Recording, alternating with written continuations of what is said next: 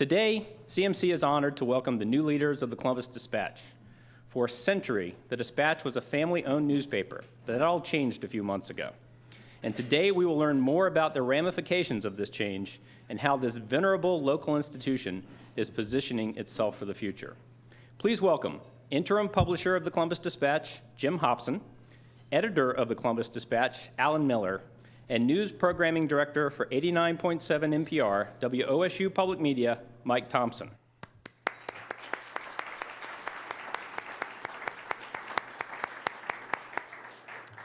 Jim and Alan will each provide a short introduction, and then Mike will take over for our interview portion.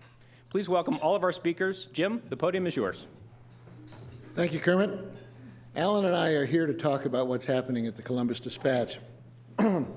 As you might remember, the Dispatch changed hands in mid-June, and things have been pretty quiet there ever since. Until last week. Last week we announced a layoff. And you might be wondering whether that layoff is a preview of other changes to come and whether there is a fundamental change in the direction of the Dispatch. To address that, I'll talk about the business. Alan will talk about his newsroom, and we'll answer your questions. The Wolfe family has owned the Dispatch for more than 100 years. And during that long period of stewardship, the Dispatch became an important and influential part of life and commerce in Central Ohio. But in recent years, the media business has changed a lot. I'll quote John Wolfe, the longtime publisher of the Dispatch.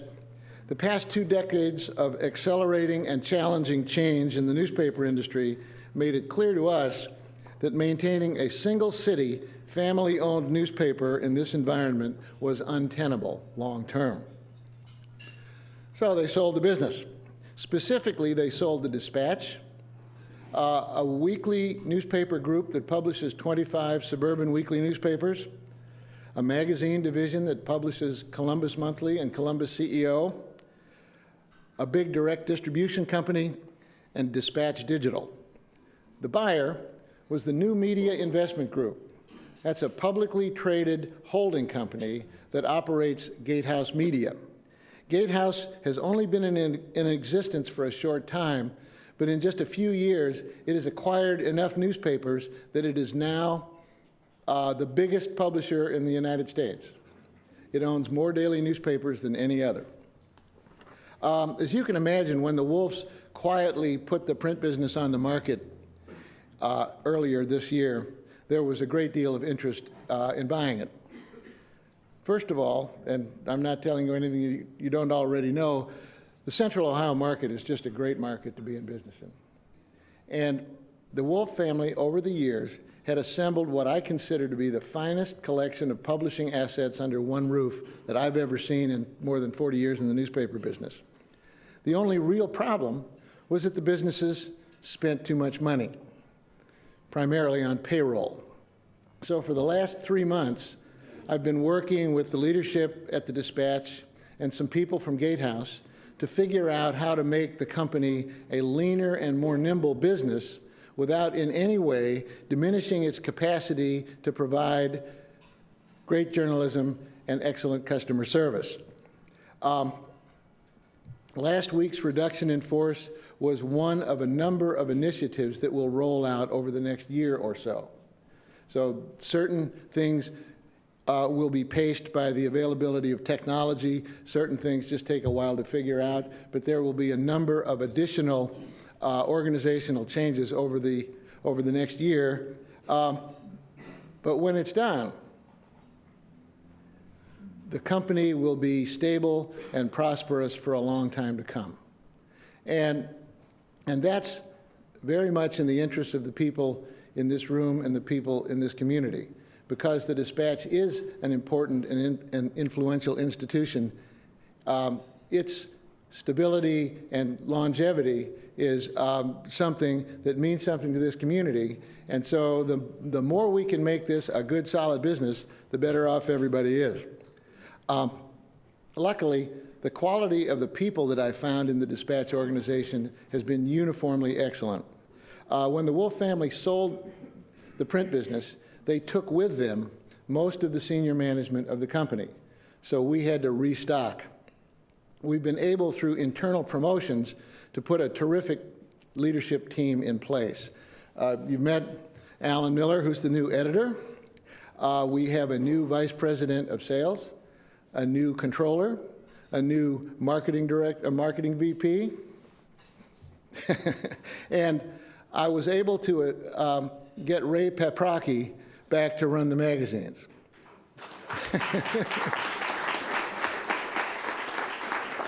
So you remember Ray. I mean, that's good. Well, Ray was just a great editor at Columbus Monthly for a long time. He got hired away to run a group of magazines down in Florida. He demonstrated that in addition to being a great editor, he was a terrific businessman as well, and he was just the perfect guy to bring back here to run the magazines.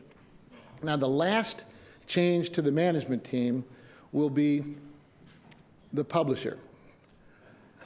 I'm the temporary publisher. And as it gets colder here in Columbus, I look with increasing ardor at my house in Florida and plan to be here no more than about another month. A new publisher's on the way. Because GateHouse is a big company, the Dispatch will benefit because it can buy things like paper and ink and insurance more cheaply, because GateHouse can provide certain services and expertise for which the Dispatch would have to pay otherwise. John Wolfe was exactly right when he said that his family's company would be a stronger and financially more successful business as part of a bigger enterprise. That is already happening. Here are some other examples of the benefits that the new ownership brings to Columbus. GateHouse has hired the world's best and certainly the most expensive media designer to design new websites and mobile sites for all of its newspapers.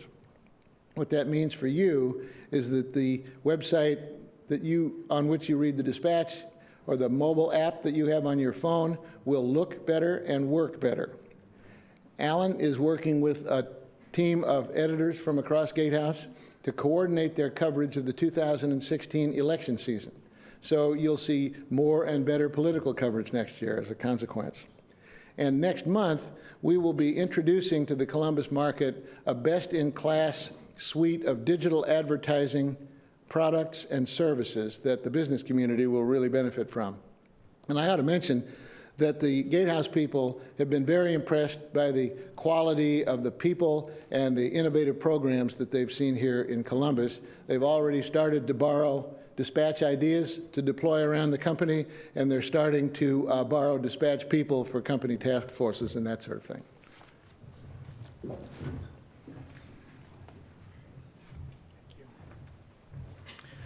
Well, it's an honor to be here today. For those of you like Mike Lors who know me primarily by my Old House Handyman column, you're probably wondering, why is the Old House Handyman and now in charge of the newsroom? You may have read in the flyer at your table that I've been at the Dispatch longer than Greg Lashetka had been in, or before he entered politics. Dorothy Teeter, I think she was involved back then, but young in her career. So I've been around the Dispatch for 31 years, and yet there are many things that I didn't know about Dispatch readers until just a few weeks ago when I became the editor, and I can tell you that I have learned a great deal in a short time from Dispatch readers about what being the editor of the Dispatch means. You ask a lot of questions and you want answers immediately. One reader from Lancaster emails me almost every Sunday morning before I've gotten out of bed, and I get up pretty early. He's read the whole paper and he has questions. I've found that in casual conversation on the street, one of the first questions I get is, directly at the heart of our operation, and that is, what's going to happen to the neon sign on top of your building? If any of you are wondering, at this point it will stay on top of 34 South 3rd even as we move to 62 East Broad. Jim is working with the Wolfe family for a reasonable lease to keep it on the roof until we have a building with a roof large enough to hold it. Some readers see signs of our new owners in just about every possible place. Here are some examples. It's clear that since the new ownership, the paper is more conservative. It's clear that since the new ownership, the paper is more liberal. Since the new owner has taken over, there have been several issues and decisions worthy of strong commentary, and instead we are subjected to a couple of juvenile lectures on the safety benefits of red light cameras. Next, wow, the editorials have been really strong since you got new owners, and the cartoons too. Ever since you got new owners, there have been more creases in the paper. I'm not kidding. Since you got new owners, the weather in Columbus has been a lot hotter. The next thing I've learned is that everything, and I mean everything, is my fault. A college buddy warned me that it would be this way, as was the case for Ben Marison before me. Those of us in the editor's chair are lightning rods for everything that has or will or could go wrong. Here's an example. The Life and Arts staff ran a review last month of the movie, The Diary of a Teenage Girl. It was on the Life cover under a, mundane headline that said, "Lust or Love?" ? Talk about a lightning rod. One reader clipped it out, sent it to me, and said, "You should be fired as editor for printing this page." A great example of my next point, and that is that you feel a very strong connection to the newspaper, a sense of ownership that I would wager is much unlike anything that you have with anything else that you consume. So from an editor's perspective, that's both gratifying because I really appreciate how much you care about what we do and how we do it. But it can be frustrating because you also feel the right and maybe even the obligation to tell me exactly how you feel about what we produce. So I have some examples. This one was left on voicemail. Who is the idiot who decided to move Click TV Guide from Sunday to Saturday? That person should be fired. There's a theme here. It's remarkable how quickly some people can go from zero to "you should be fired." So because this reader left a voicemail, I called her back, and she answered the phone. I see, John Davidson, you can relate to that? Yeah. So I picked up the phone, and I called her back. She answered, and I said, "This is Alan Miller, editor of the Columbus Dispatch, also known as the idiot who decided to move Click from Sunday to Saturday." And she howled. I explained that the move, we made that move because the Sunday paper had gotten so big that it had grown beyond the press capacity to handle it on Sunday, so we needed to move it. She didn't like that, but she was appreciative that I called. Another example. Here's a quote. "Does the paper today reflect the priorities of you and your publisher? On the front page is Biden and Columbus, and the Iran agreement article is on page 4, and buried deeper in this is the story about the police union being against marijuana, section B, page 10. This was in an email I got on Sunday morning. Why make casual readers hunt for the important articles? This came from a fellow that goes to I didn't realize this till I got to church on Sunday morning. He comes up to me and he says, "Alan, I sent you this email. When you see it, could you just delete it? Because I probably shouldn't have said that." But I'm glad he did, because story placement it's often a point of contention, even in our newsroom. It's arguably subjective and about what's most important. And we don't take that lightly. We do our best to pick well. I'm not saying that we always get it right, but we try hard. One factor that I found that readers don't always consider, that we take into consideration, and that is the ongoing coverage of a particular story. It might appear on the front page one day and not the next, because we see it as an incremental move forward. they also don't always consider the weight of the news of the day. So there are some times when other stories are just so big and important that they push off of the front page the stories that they think are most important. So one more example. In response to the pending job reductions that are coming for our copy desk and our art department in January, we're going to lose 20-some folks come January because the work that they do now is being moved to Austin, Texas. And I want to make clear that, well, I'll explain this in a minute. Here's the quote. "The Dispatch has done a masterful job of providing long-form journalism, wonderful stories that have exposed real issues here, and the people who are being let go had a key hand in those stories. We need that kind of reporting and the important artwork and graphics that support these stories. We need the reporters to support and the support staff to continue to dig deep into key issues that impact our lives. Without that, we lose the objective oversight of our government and businesses." We're on the same page with that, reader. We want to ensure that the news gathering team remains strong. We're losing one reporter to voluntary severance and no others. We'll still have copy editors here in Columbus to handle the copy that is produced by our reporters here. And the things that can be done elsewhere are being moved elsewhere because it will reduce costs and allow us to preserve the core of our newsroom. One other thing that readers want to know is how will the news and editorial pages change under the new ownership? And the short answer is not much. The Gatehouse philosophy is to give publishers and editors the freedom to manage their papers, and they expect what you expect, and that is that we uphold high standards of journalism, reflect the local community, and be a good citizen. Rest assured that we will continue to do the good work that you expect from us. We'll do everything from making sure that you know about the next food truck rodeo at the Columbus Commons to keeping an eye on public officials who are elected by you and paid by you and make policy and spend your tax dollars.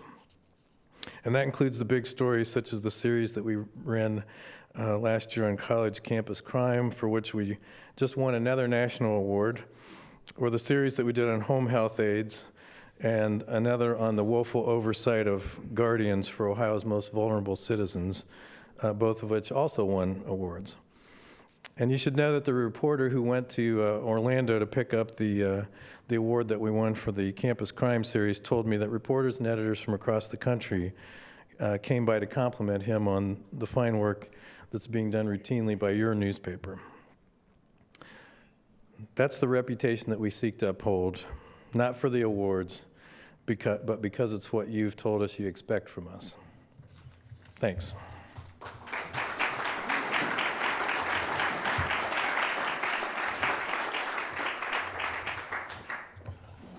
Well, thank you both for those comments and for the candid nature of those comments. Jim, I'll start with you. In announcing the cuts last week, you said that they were necessary to ensure that the Dispatch thrives in the current newspaper media marketplace. Could you define thrive now in the newspaper business? Sure. I don't think it's any secret that the print business has been profoundly affected by technology and changes in consumer behavior. And increasingly, consumers want to read their news on their telephone or by a Twitter feed or something of that nature. We need to adapt to that. The nature of the advertising business, and advertising represents about half the revenue that comes in the house, is also changing, and those changes are driven, again, largely by technology and changes in consumer behavior. So as the print business has gotten smaller over time, we've ramped up the digital business, and it will continue to grow. In fact, we're just planning to introduce what will be a terrific digital advertising agency to the Columbus market. But in the transition from print to digital, the industry overall, and true at the Dispatch, has seen some decline in revenues. And if we don't keep costs consistent with revenues such that we can maintain a sustainable business will go away. And that's not to anybody's interest. So maintaining a healthy and profitable business is the key to keeping the Dispatch in the community and serving the community as it has. What's an acceptable profit margin for a corporate newspaper chain? It's all over the lot. I've seen newspapers that make 5%, and I've seen newspapers that make 25% of revenues. Alan, you mentioned you've worked for the Wolfe family for 31 years, I believe. You worked for this company for 3 months? Mm-hmm. You mentioned the changes in your job duties. How is it working for this company? How is it different than working for your old company? In a lot of ways, it's the same because we have a lot of freedom to pursue stories as journalists would see to pursue stories. I mean, it's this company has a focus on good journalism, which is also what the Wolfe family sought from us. So, in that sense, it's virtually the same. You have I think, president or of the APME, the Associated Press Media Editors Association? Correct. What have your colleagues, because you're not the first newspaper to go through this. This Dispatch is one of the last newspapers to go through this. What have they told you about a change in ownership from family-based or a small company to a large company? What were the words of advice they gave you? A lot of, I know very few of them have gone through the kind of change that we've gone through because very few papers have been family-owned in the past generation, really. I mean, there are horror stories out there about any such change, and I can honestly say that I have not experienced that. Mm-hmm. Jim, you mentioned that a big cost driver of newspapers is payroll, obviously. You have to staff a newsroom, you have to staff circulation, other departments. You have to have the boots on the ground to gather the news. The other expense is paper. For how long will the Dispatch be a 7-day-a-week printed publication? For as long as the business is viable. I don't see that changing for a decade more. You know, the family that owns the newspaper in Cleveland, for example, has cut back publication to 3 days a week, and they have a small street sales edition on those other days, and as a way to sustain the business in an environment of declining revenues. We don't have to do that here. This newspaper will be a healthy 7-day newspaper. Mm-hmm. Delivery too, 7 days? Delivery, home delivery for 7 days as well? Yeah, sure, yeah. Okay. Alan, you mentioned the copy desks is moving to Texas eventually, and Not all of it, but well, that's what I want to get to, because the copy editor is someone who is your, sort of one of your last fact checkers, watches for grammar mistakes, watches for, errors in fact, and you could say there's an advantage to having that person in the newsroom, a part of the community. Will there be problems when those folks are in Texas? could be. I mean, there could be problems here. So I don't see that as a big factor that they'll be in another city. Would I prefer to have them here? Sure. But the economies of scale that can be leveraged from the operation in Austin will allow us to reduce costs here and focus on the core mission. And to your point, the 9 copy editors who remain here will be focused on the stories that are produced here. The work done by the others in Austin will focus primarily on the wire stories and the content that comes from syndicates, which could be handled by others.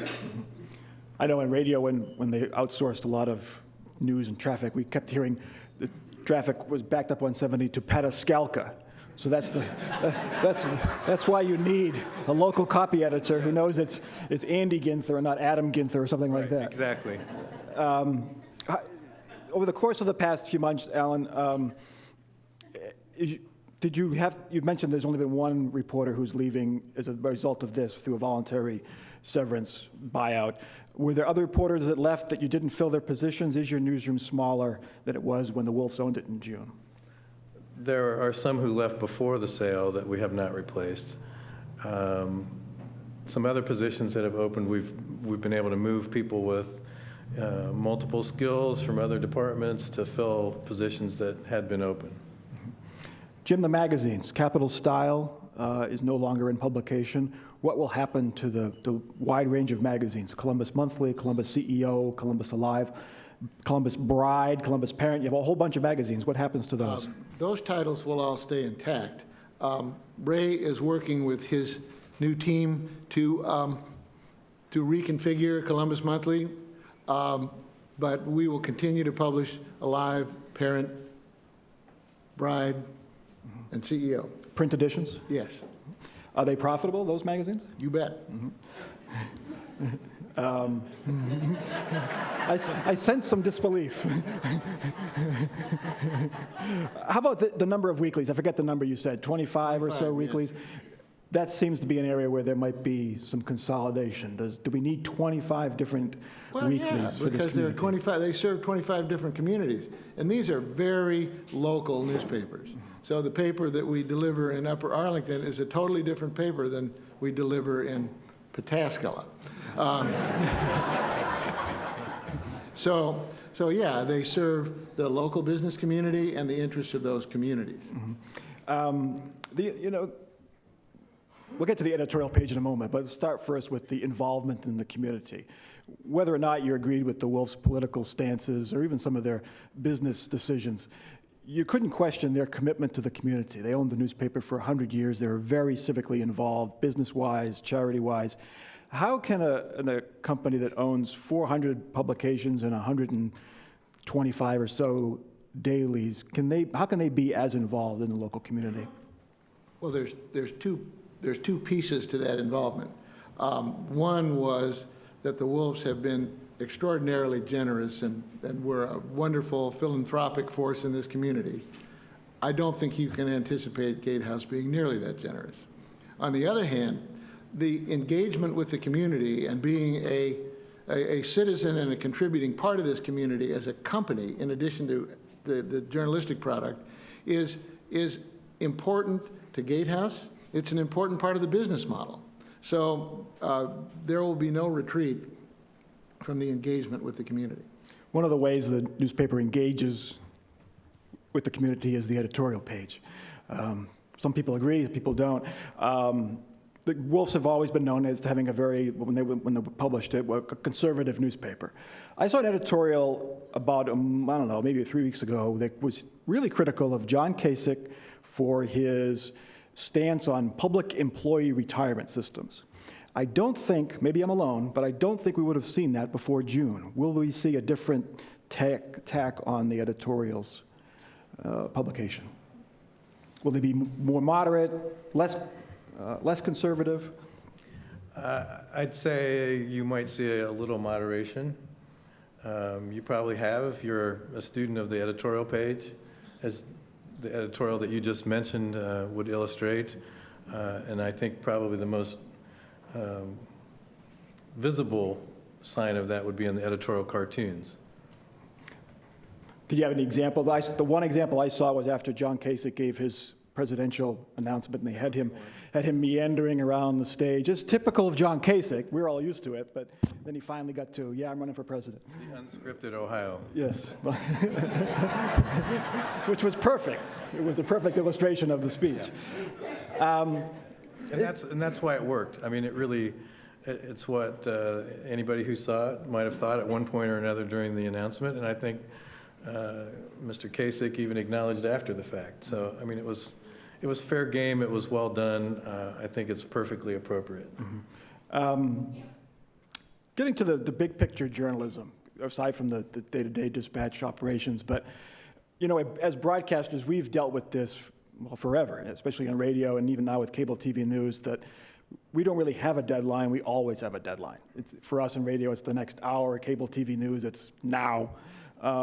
As newspapers, reporters, you've had the luxury of, way back, of having a couple different deadlines, usually late into the evening, where you could cover a story fully, let the facts come out, let the dust settle. But now in the digital world, you face the same issues that broadcasters have faced forever. Publish now. Look at it as an opportunity. Yeah. Yes, but with that comes risk of mistakes or publishing things that aren't correct at the time or not have the same depth. Do you worry about that as an editor? Keeps me awake at night, of course. But we have really talented people. They know the risks, they know the challenges, and they know the standards that we need to hit. Do we make mistakes? Sure. Do we correct them as quickly as possible? Everybody knows the stakes are higher because we have to move faster, not just to compete with you and others of the electronic brethren, but because it's what you expect. I mean, in this Twitter, Facebook world, there's an instant expectation that we have a complete story online. And I'm not exaggerating. I mean, I've seen the comments on stories. Our goal in breaking news, first of all, is to own breaking news. That's my goal. We're going to own breaking news. And I've seen this time and again where we'll post a sentence or two just to say something is happening, and immediately readers will pounce on it and say, "Where's the rest of the story?" Well, the crash just happened 3 minutes ago. We're working on it, okay? But again, this is one of those both frustrations and opportunities. I appreciate immensely that people want to know that quickly. I just hope they're patient long enough for us to make sure that we have the facts right, because the number one rule in our newsroom is that we need to be right. So I would rather be second and right than first and wrong. How does that change how your newsroom operates? Is it been an adjustment, especially for some of the older folks who've been around for a while, used to the newspaper deadlines? It's a change, not recently, because we've been doing this for quite a while, and maybe counterintuitive that some of the longest term veterans have been some of the first to embrace what we need to do to be relevant in the digital age. So they've been leaders in that regard, and it's been terrific to see that happen. Jim, you mentioned 10 years, at least 10 years before the print starts to possibly go away. Let's look out 15, 20 years from now. What will, quote, newspaper journalism look like, do you think? Well, I think the journalism should look a whole lot like it does today. I think the business model will evolve. I think technology will drive that evolution. But it doesn't change journalism, and it doesn't change the mission of the newspaper.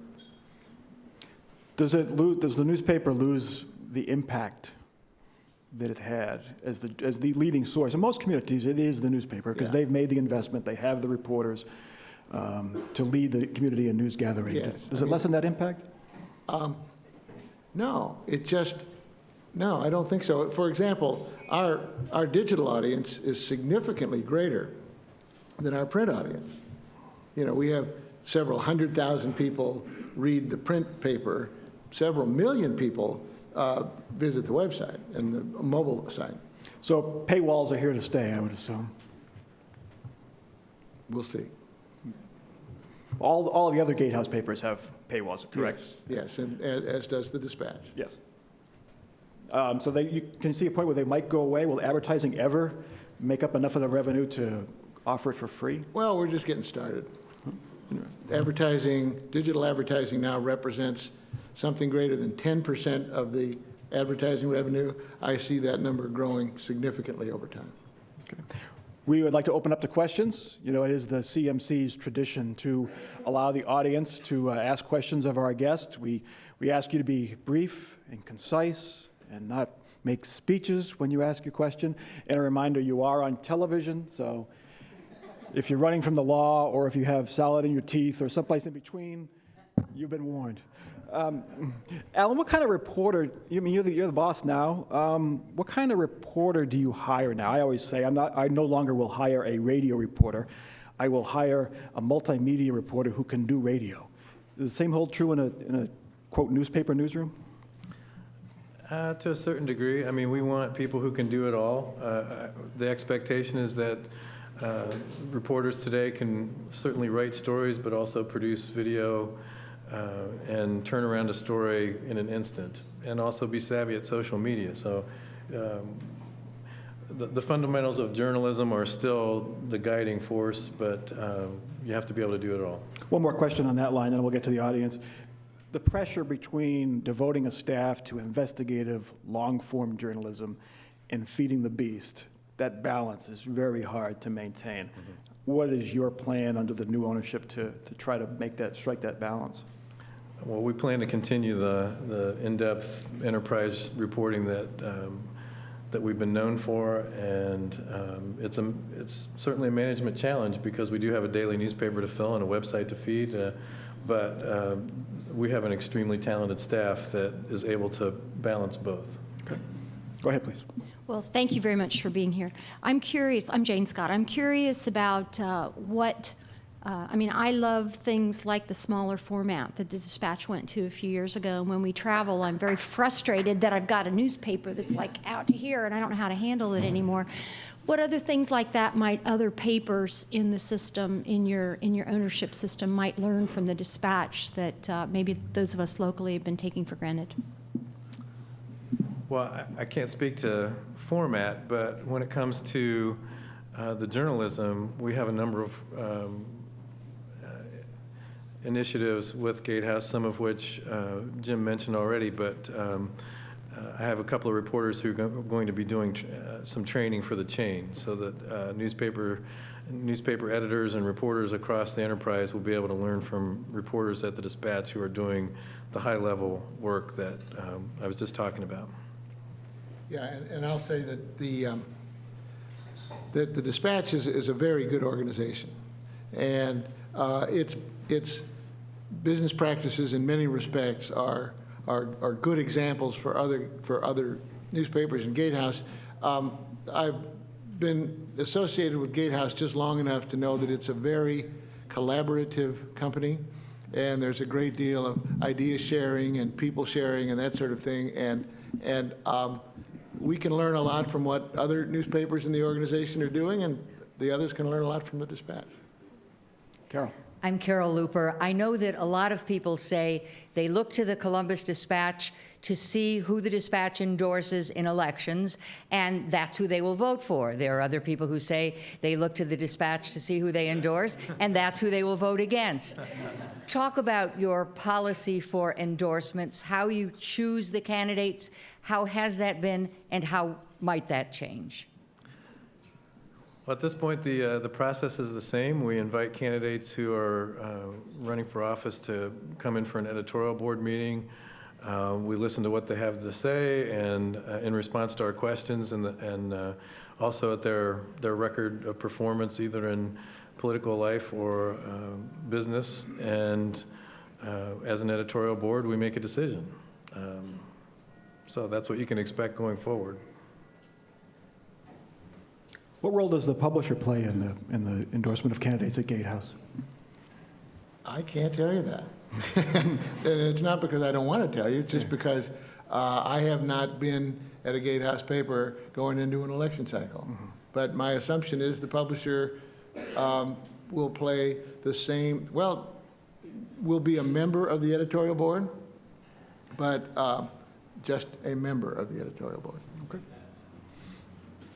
Professor? My name is Paul Beck. I have a question about, well, you've answered and addressed most of my questions, but the question that I have as an avid reader of newspapers is that I've noticed that at the Dispatch over the years, there's been a disjuncture between the reporting, the headlines of the stories that are reported, and certainly between the two of them and the editorial page. Do you see that as changing over time? Where will the headlines be written, for example? Will they be in-house here with the Dispatch, or will they be outsourced to Austin? To the headline question, some will be written here and some will be written in Austin. So I'm sorry to hear you say that there's a disconnect at times between the headline and the story. That's not our goal. The headline should reflect the essence of the story. I'm not saying we get it right every time, but we work hard at that, given the constraints that are faced by editors who are trying to fill a hole. We have less constraint on the website, and I was telling my lunch mate here that we purposely rewrite headlines for print or online, depending on where it appears first, because we have that ability to provide more information in the headlines online. To the editorial page question, I mean, there's a divide between the editorial page and the staff and the newsroom staff. At this point, I'm the only connection between the two, and we do that purposely because we don't want a connection between what the newsroom is doing and what the editorial page is doing. Sir. John Hartman. Most of the journalism in the Dispatch is pretty good, but you have the same problem that a lot of news organizations have. You have trouble covering yourselves fairly and accurately. The article that appeared in the paper last week announcing the changes in the Dispatch was a one-sided press release with one source. It wouldn't have made it past a beginning journalism reporting class. If you can't cover yourself fully and fairly, then would you consider hiring an independent reporter to cover the changes at the Dispatch? Thank you. Interesting question. Yeah, the answer to your question is no. Well, Alan, let me ask you, it has to be tough. As a journalist who's gone through ownership changes in my career, it has to be tough because it is news that the Dispatch was sold. How do you cover yourself? What kind of thought process goes into it? I mean, one decision is you don't cover yourself because it's a true conflict of interest, and you don't cover yourselves. But on the other hand, you want to let your readers know what's going on. How do you manage that? I think we're obligated to tell people what we're doing and how we do it, and that's why I read a column every Sunday, and Ben Marison did the same before me, to tell readers what's going on. Ben told me before I started doing this that if you're not flogging yourself, you're doing too much bragging. So it's hard to win in that. And I understand the point about hiring somebody to report objectively on what we do, but it's not going to happen. And there are other outlets in town who do report. You know, we've reported a little. Absolutely. Business First has done quite a bit of reporting. So. Sure. One quick question: are you still going to do the home handyman column? Yes. That's what's most important to me. Yes. All Yes. right. Great. Go ahead. Good afternoon, Sandra Piskarczyk with the City of Dublin. In our most recent community survey, which was conducted less than 3 years ago, the local paper, the Dublin Villager, is still the #1 preferred source of news for Dublin residents. So I'm just wondering what the business plan is. You talk about having 25 local papers. Will we all survive together? Sure. Yes. Those 25 papers are all targeted at their individual communities and serve the business communities of each of those 25. They're doing fine, and the business is thriving. We've got a very capable manager running that business, and there's no reason to expect that they won't keep going. New media, the majority of their publications are weeklies. And does that show you that there's more profit in the weeklies than even the dailies? I know you're growing the dailies now, but Yeah, not necessarily, no. okay. Just the way it's worked out. Yeah. Go ahead. Hi, my name is Alexis Perrone. My question kind of takes us back to niche products for a moment. The Alive does a lot of wonderful things for our city in talking about our arts and culture, which is a vested interest we all have in this room about moving Columbus forward. What do you see as the future of the Alive, and do you think you're going to change paper, take it glossy, increase staff? What are your thoughts on that? Thank you. I see Ray sweating down there. That's a question that will land on Ray Peprocki's desk. You know, Alive is part of the magazine division, and Ray's first priority is Columbus Monthly, but Alive is on deck. Thank you. We have time for one more question. Go ahead, sir.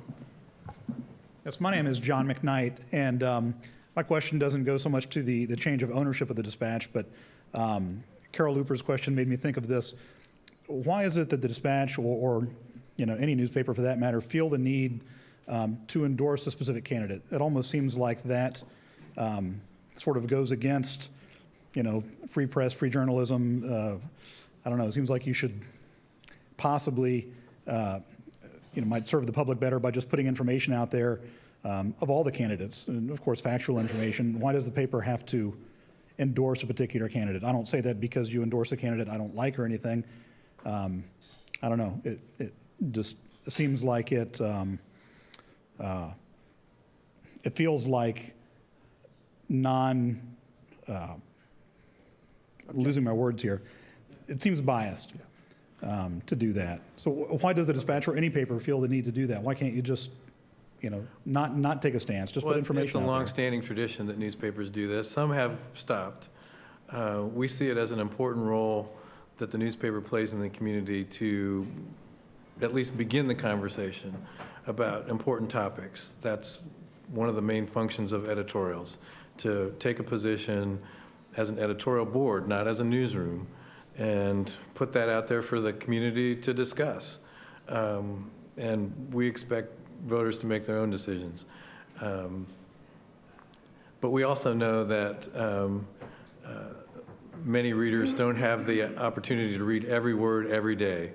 And so those of us who are following the news closely and have the opportunity to meet with candidates or really delve deep into the issues that we're all faced at the ballot box, have an opportunity, if not an obligation, to say, here's how this all stacks up in our view. You may not like it, but we call them as we see them. And I think it's important for all readers to understand that strong line between newsroom and editorial page editor and staff is very strong. Jim, one last question from me. You mentioned you'll be here another month. That means there's another publisher coming on board. Do you know who that person is? Can you give us a clue? Is it a... No, yes, I do, and no, I won't. Does the person have to move far? Do they have to relocate? Depends what the meaning of far is. Inside the outer belt or outside? I'm trying. All right. Thank you very much. Alan Miller, Jim Hopson, thank you very much.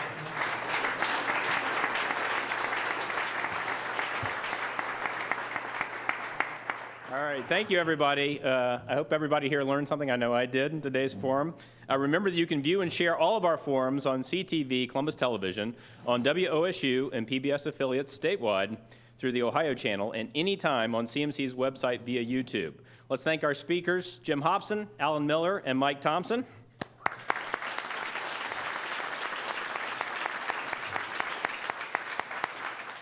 And thanks to all of you for being here. We'll see you again at CMC soon.